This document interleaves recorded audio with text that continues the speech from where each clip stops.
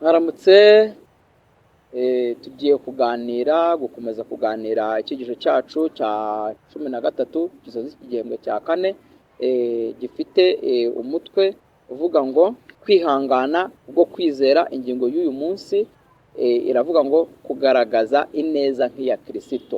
Iyi ngingo niyo tugiye kuganiraho uyu munsi, kugira ngo musanzwe muzi yuko iminsi yagiye ibanza twagiye twumva ibintu bigendanye no kwizera, ibintu bigendanye n'ubutwari, nibyo turi kugenda tuganiraho n'ubundi tugenda no kurebera hamwe ingingo ivuga ngo kugaragaza ineza nk'iya Kristo. Njyewe ugiye kuyibagezaho nitwa Mugabo Emmanuel, nsengera mu itorero ry'Abadiventiste b'umunsi wa karindwi bavugurura Igikondo. Ariko mbere y'uko twinjira muri iyi ngingo yacu yo kuwa gatanu, reka tubanze dusenge. Turagushimye Uwiteka Mana yacu, turaguhimbaje, tugushimiye uburyo waduhaye umwana wawe kugira ngo tubere urugero, kandi turakunze kugira ngo duhe kumwigiraho. Kuruta byose duhe gushinga ikintu ntagishinguye, kandi duhe gukunda ibyo akunda, duhe no kwanga ibyo yanga. Mu izina rya Yesu, amen. Turakomeje kuri iyi ngingo yacu ya gatanu ivuga ngo kugaragaza ineza nk'iya Kristo.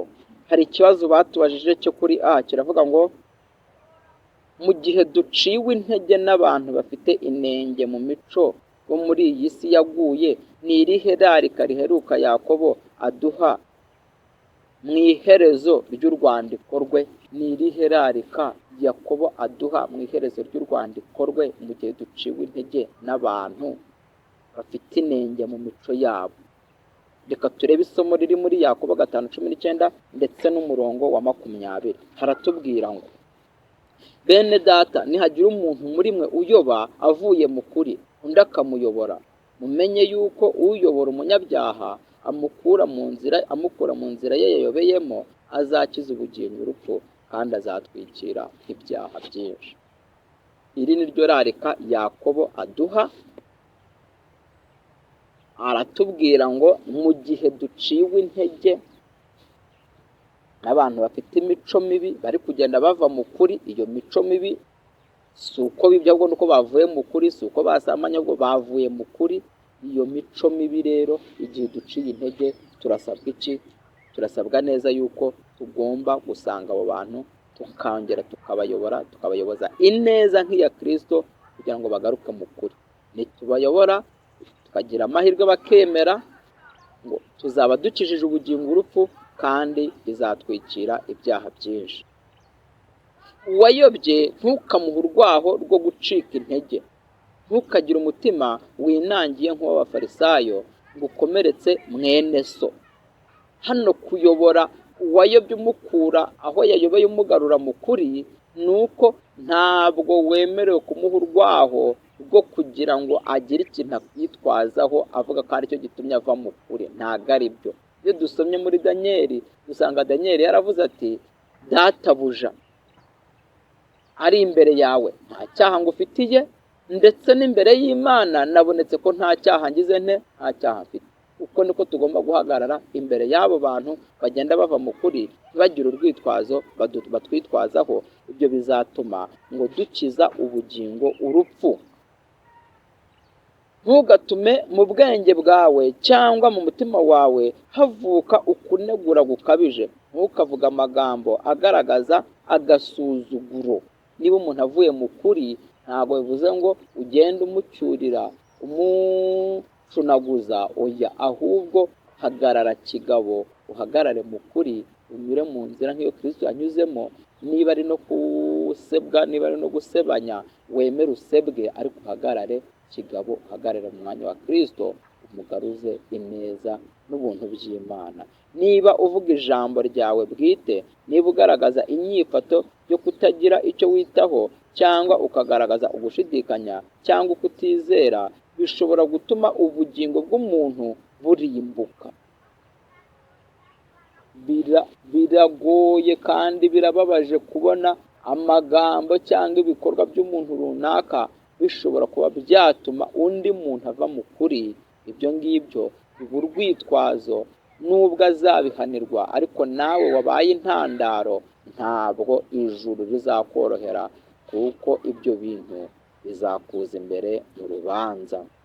Akeneye mwene se ufite impuhwe nk'iza mukuru wacu. Uyu mukuru wacu bari kuvuga hano rero ni Kristo. Niyo mpamvu badusabye ngo tugomba kugaragaza ineza nk'iya Kristo, kugira ngo akabakabe umutima we wa kimuntu, niyumvishe ukuntu ukuboko kw'impuhwe gufata mu buryo bukomeye, maze akumva ijwi rimwongora rigira riti reka dusenge. Aya magambo arakomeye cyane, kubera yuko niba hari umuntu mufitanye ikibazo abona ko uri kumukura mu kuri, bisaba yuko umwegerana neza n'urukundo, kandi ukamusaba yuko mupfukamana hasi mugasaba kugira ngo Imana ibagaragarize mwese uko muteye. Imana izabaha ubunararibonye bukomeye mwembi. Isengesho rituma tugirana ubumwe kandi tukunga ubumwe n'Imana. Isengesho ritwegereza Yesu akatuba iruhande, kandi riha ubugingo bwihebye n'ubwabuze amahwemo imbaraga nshya zo kunesha isi n'umubiri na Satani. Ni ukuvuga ngo igihe ubashije kuba wagarura umuntu ukureba nabi, ukuvuga nabi, ukemera ugaca bugufi, akagukundira mugapfukamana hasi mugasenga, ndakubwiza ukuri yuko aho hantu muhakura imbaraga idasanzwe, kandi ngo iyo mbaraga iba ari iyo kunesha isi n'umubiri ndetse na sekibi. Isengesho risubizanya inyuma, isengesho mwasengeye aho hantu ngo risubize inyuma ibitero bya Satani. Iyo umuntu aretse kudatungana kwa kimuntu kugira ngo arebe Yesu, ihinduka mvajuru, igira umwanya mu mico. Umwuka wa Kristo ukorera mu mutima utuma ahuza ishusho n'iye, bityo rero yiyemeze gushyiraho umuhati kugira ngo werereze Yesu.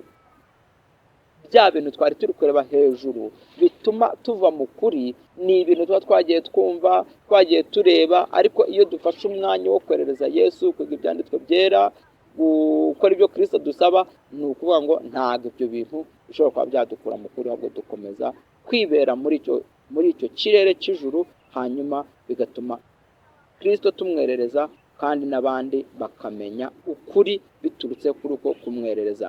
Kandi mu gihe ukora uyu murimo, ujye wibuka ko uyobora umunyabyaha akamukura mu nzira ye yayobeyemo, azakiza ubugingo urupfu. Ibi bintu ntabwo bikora hanini ubyikorera, ahubwo ubikora kugira ngo ukize mwene so ubona uri kugenda ava mu kuri. Mu mbabazi z'Imana, umutima w'umuntu uyoba wegerezwa umutima ukomeye wa rukundo utarondoreka. Umugezi w'impuhwe z'Imana utemba ugana ku mutima w'umunyabyaha, nanone ugatemba umuturukaho ugana ku mitima y'abandi. Ni ukuvuga ngo iyo uwo muntu afite ubwo bubasha bwo kuba yagira iyi neza nk'iya Kristo, ashobora kugarura wa muntu, ariko iyi soko iba iri muri uwo muntu ntabwo igarura wa muntu gusa, ahubwo nanone irakomeza igatemba igana no ku bandi, kuko aba afite neza cyangwa se imico nk'iya Kristo. Iyi mico rero ntabwo igarura wa muntu gusa wayobye, ahubwo igenda izana n'abandi bantu benshi ikabagarura kuri Kristo. Niyo mpamvu rero kugaragaza ineza nk'iya Kristo, buri muntu wese arabisabwa. Ubifite abikomeze, utabifite abisabe nk'impano, kuko Kristo nta muntu yima. Ibyanditswe biratubwira ngo ubuze ubwenge abusaba Imana. Mureke rero dufatanyije hamwe dusabe Kristo kugira ngo aduhe iyi mpano ye yo kugira neza, kugira ngo ibashe gutuma tumugaruriraho abantu benshi. Ndabyisabira namwe mbibasabira, Imana ibitubashije kandi biduhere ubuntu mu izina rya Yesu.